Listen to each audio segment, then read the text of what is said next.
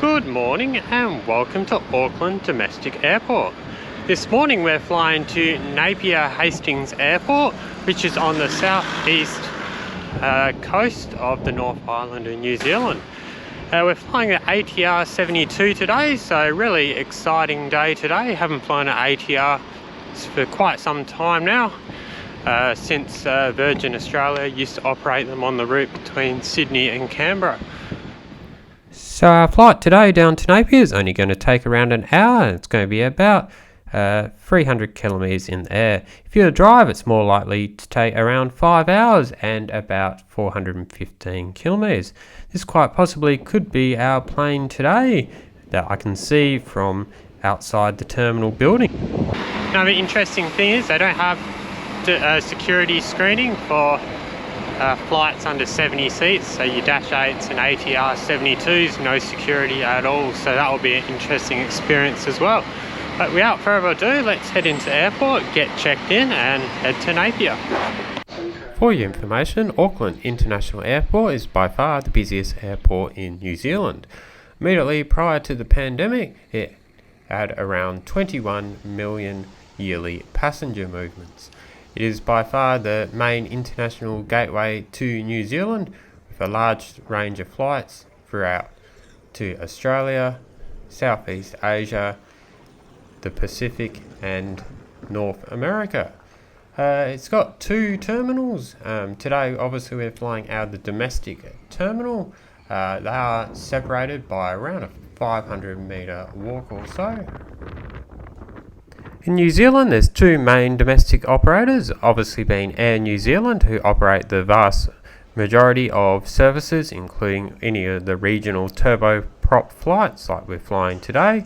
And we also got Jetstar, who do operate services on the main trunk routes, such as between Auckland, Wellington, Christchurch, Dunedin and Queenstown.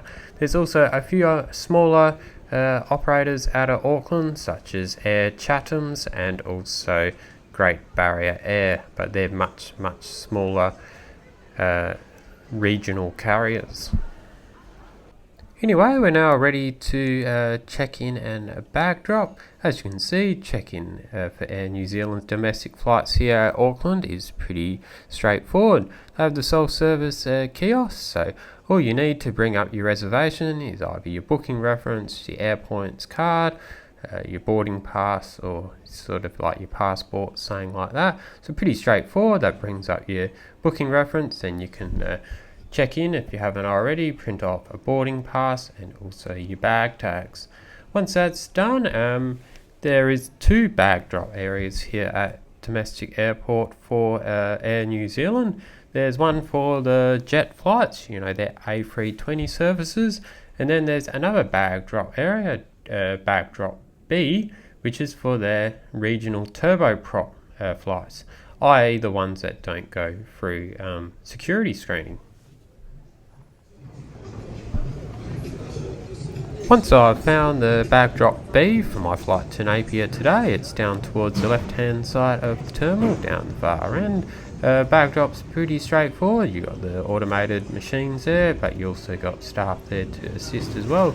Slightly different to Australia, you actually have to take the scanner. It's kind of attached to a cord, so yeah, you just scan your bag tag with that. Personally, I think that works slightly better than, you know, just plonking it on the belt, because sometimes that doesn't always work, so I prefer that. So yeah, pretty straightforward, and yeah, bags dropped. And just like that, there's our departure gates for Air New Zealand's domestic turboprop flights right there. So our Dash 8s and ATR-72s leave from there. Quite an extensive regional network with Air New Zealand, with so many cities in New Zealand with populations, you know, 50, 100, 150,000. There's plenty of regional destinations you can fly to. So yeah, with today's flight really feeling a little bit more like I'm taking a bus than a plane. It's a bit of a surprise. I know that some smaller, you know, regional airports in Australia don't have security either. You know, you might be flying a Saab 340 or a very small plane like that. But yeah, if you're flying a turboprop from a major airport in Australia, you're still going to be going through security. So a little bit surprised with that. It seems a little bit laid back to me in this day and age. I appreciate the easygoing nature of Kiwis, but yeah, it does concern me a little bit, but that's just my personal opinion. But yeah, you don't really need to get to the airport very early at all, really, for a turboprop flight in New Zealand. Probably an hour or so before is perfectly fine.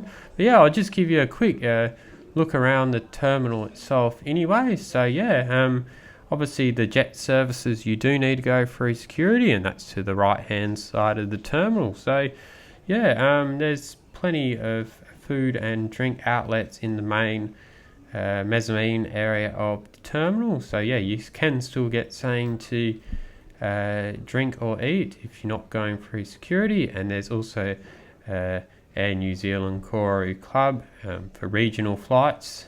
So yeah, you don't have to go to the main air side if you've got Air New Zealand lounge access. Also, you can walk over to the international terminal as well. So if you have a bit of time to spare, you can walk over there as well. It's only about a 10-minute walk. But yeah, without further ado, it's now time to start boarding, and yeah, let's fly to Napier today. So yeah, now we're going to take a seat at our regional domestic gates here. Don't be fooled. Regional turboprop flights are very, very common in New Zealand, with so many, significant sized towns and small cities.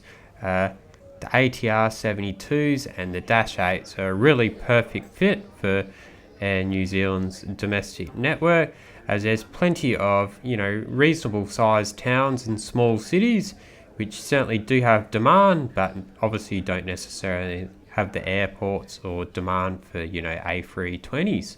So yeah, boarding is one. There's gates 34 to 50. They all board from the same sort of central area. Then once you get out to the tarmac, that's when you split off to your specific departure. So yeah, there's going to be lots of ATRs and dashes out on the tarmac. So do take note of your gate number so you don't end up on the wrong plane. So yeah, you do have to walk out to the tarmac. So that offers some great views of the plane. Coming up to our right here is our ride today over to Napier. It's Air New Zealand ATR-72 Zulu Kilo Mike Victor Hotel. 7.5 years old. Originally delivered to Mount Cook Airlines, a subsidiary of Air New Zealand, back in 2015. So yeah, it's a pretty new aircraft really for a turboprop. And yeah, first impressions upon boarding, it looks pretty nice and pretty sleek. Looks actually quite spacious for a turboprop. For your information, Air New Zealand's ATR-72 comes in an all-economy 2-2 configuration with 68 seats in total over a total of 17 rows. So yeah, I'm located towards the front of the plane today. I'm located just past the propeller on the left-hand side in seat 6A. So yeah, seat pitch, according to Air New Zealand website, is advertised as 30-inch or 78 centimetres, but seemed pretty spacious to me. And yeah, there's my view there, so should have a great view of the propeller as we taxi out and take off today. So yeah, beside your seat, you've got a fairly standard fold-out tray table there. And you'll see you got your in-flight lit, shut and emergency evacuation card as well. So yeah, looking like it's going to be a fairly comfortable ride today over to Napier. So yeah, without further ado, let's look out the window, check out these propeller engines as they should be firing up pretty soon. And yeah, let's taxi out to the runway, take off for today's flight. And then yeah, once in the air, I'll give you a little bit more of my thoughts on today's service and what you can expect on Air New Zealand's regional ATR-72 flights.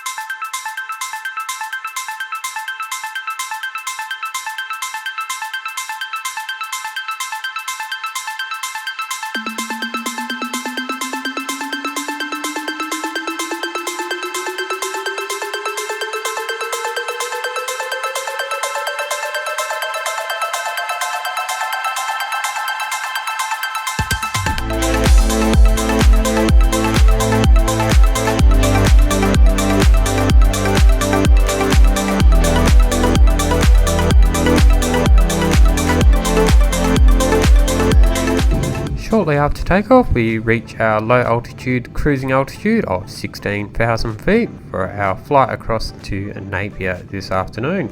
Really a lovely scenery down there this afternoon. Pity there's a little bit of cloud cover around, but you can still see quite a lot of Auckland as we flew out today, and also the beautiful scenery across central North Island of New Zealand. Very lush and green down there, lots of rolling hills and mountain ranges and that sort of stuff. Certainly see why it was very popular for a lot of filming, a lot of movies, Lord of the Rings, Hobbit, that sort of stuff I'm thinking about. Often they call it Middle Earth down there. I can certainly understand why. So yeah, great scenery down there. But yeah, while you look out scenery out the window, I'll just give a bit of a brief rundown on today's in-flight service. So as you know, Air New Zealand has kind of a basic in-flight service. So it's not full budget carrier, but you don't get sort of meals and generally not free alcoholic drinks and that sort of stuff. So what you do get is you get free tea, coffee and water. You also get a free snack. So today's snack got a cookie time chocolate chip cookie, and also came with a coffee of my choice, and the crew also came around with a round of water as well, and they also give you a little sweet as well at the end, which is nice. Yeah, so Air New Zealand's domestic services, there's no real official in-flight entertainment, but you do have the in-flight literature, so it's a reasonably decent magazine which is free to take home as well. When flying domestically on Air New Zealand, as far as I'm aware, there's no actual buy on board economy menu, so yeah, you really just get a quick snack, which is probably going to be a cookie or packet of chips or something, and you're going to get tea, coffee, water. Do note, however, they do have core hour flights, which are between 4:35 and 7:05 p.m. on Monday to Fridays, excluding public holidays, and they're only on A320 jet services between the main and trunk routes. On those flights, you do get a better range of options, where you do get included wines, beers, and soft drinks, and also cheese, crackers and savoury snacks as well. So they might be flights to look out for. And yeah, it also on really short flights under 50 minutes, there's no hot beverages either. This is in a bit of a contrast to Trans-Tasman flights, where you, depending on the ticket you buy, you either get food and drinks included, or you have the buy on board menu. And then obviously on longer international flights, food and beverage is included. So just something to take note of there. I can certainly understand the no buy on board on the turboprop airlines, but to me it does seem a little bit strange that if you're flying on a A320, from Auckland to Dunedin or saying, that you couldn't buy a in-flight beverage or something more substantial, because you could do that on Jetstar.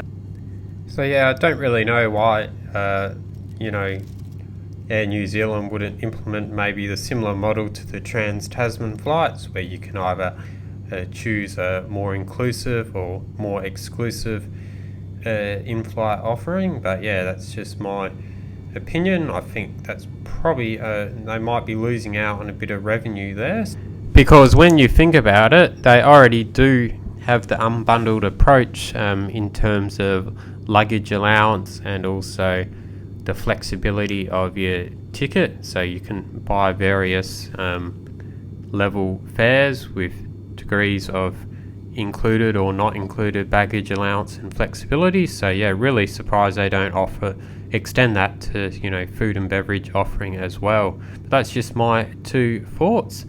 And yeah, now as we're starting to make our descent down towards Napier, what better time now to just sit back, relax, enjoy our lovely landing into Napier this afternoon. Really beautiful region of New Zealand. Has been hit pretty hard with the recent cyclone Gabrielle, with flooding and storms and that sort of stuff, but still a really beautiful area. It's got a magnificent wine region, and it's got magnificent coastlines around the Hawke's Bay region. So yeah, sit back and relax as we descend now into Napier.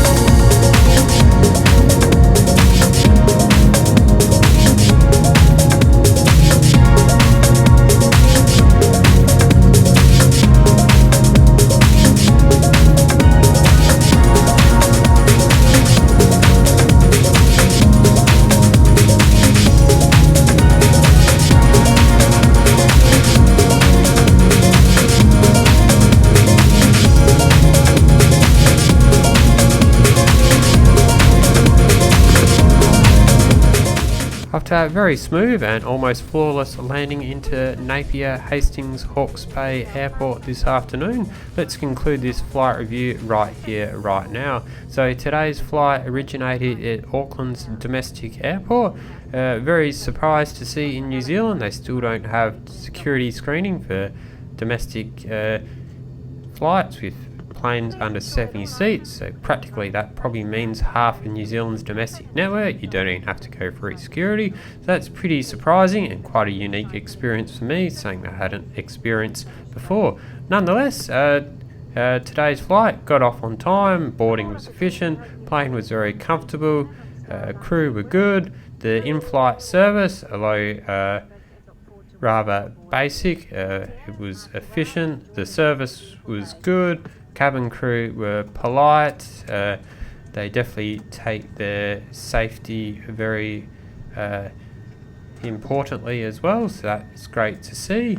And yeah, the flight itself only cost me 101 Australian dollars, and that was getting the flexi change fare, which was the most inclusive and flexible fare option you could buy. So yeah, for $100, I basically got 23 kilos of luggage and also got the extra flexibility to be able to change my flight to another departure to the same destination on the same day of travel for no extra fee. So that's really convenient as well. So yeah, also got a cup of tea or a cup of coffee and a small snack. So yeah, for $100 for a regional turboprop flight, it seems a lot more affordable, these regional flights in New Zealand, as opposed to what you'd pay with QantasLink or Rex for similar sort of routes in Australia. So yeah, that's saying Australia needs to lift their game with, I suppose. And yeah, for your information, Hawke's Bay Airport itself is not an insignificant sized regional airport here in Aotearoa, New Zealand. Immediately prior to the pandemic, it was taking on around 700,000 yearly passenger movements, which put it at the 7th largest airport in the whole of New Zealand. It services a fairly large catchment area, not just the city of Napier itself, which is approximately 60,000 people, but also the nearby city of Hastings and the wider Hawke's Bay region, which has a catchment area, population around 180,000 people. Very much an All Blacks terminal here at Napier. That just being my way of saying it's dominated by Air New Zealand with regional turboprop flights. So yeah, from here you can fly to Auckland, where we just come from. You can also fly to Christchurch on the South Island. You can also fly to Wellington, the nation's capital as well. And Air Napier is the only other carrier which operate flights to Gisborne. So yeah, pretty good connectivity from this airport. So yeah, really nice airport here at Hawke's Bay. Lovely views out over the mountains and valleys of Hawke's Bay. And yeah, it's pretty chilled. There's no security screening here. And yeah, it's only about 5.8 kilometres to the city centre. So yeah, if you're travelling light, you could probably even walk into town. It only take you around an hour. Otherwise, there's plenty of other transportation options, car hire counters, Ubers, taxis out the front, ready to take you the short ride into town. And with that little bit of background information about Hawke's Bay Airport out of the way, it's time to give our final verdict and AJ Aussie Jet Setter score index for today's flight. So the AJ's score index consists of 5 categories, each with a total possible ranking points of 20. These include ground handling, which include check-in, obviously baggage handling, boarding and disembarkation. You also got the seat comfort and condition of the aircraft, that's another 20 points worth. You also got the value of the money of the flight, another 20 points worth, the entertainment on board, and also the in-flight service and the crew, that's another 20 points. So in terms of ground handling, I give Air New Zealand a solid 18 out of 20 for today's flight. Check-in was efficient and the plane got away on time, arrived on time, bags came out quickly. So very, very good there. In terms of the condition of the aircraft and the quality of the seat, it's pretty comfortable. Definitely seem fairly spacious for a turboprop aircraft, so no complaints there. Another 18 out of 20, very solid indeed. In terms of value for money, I thought this was an exceptionally value airfare.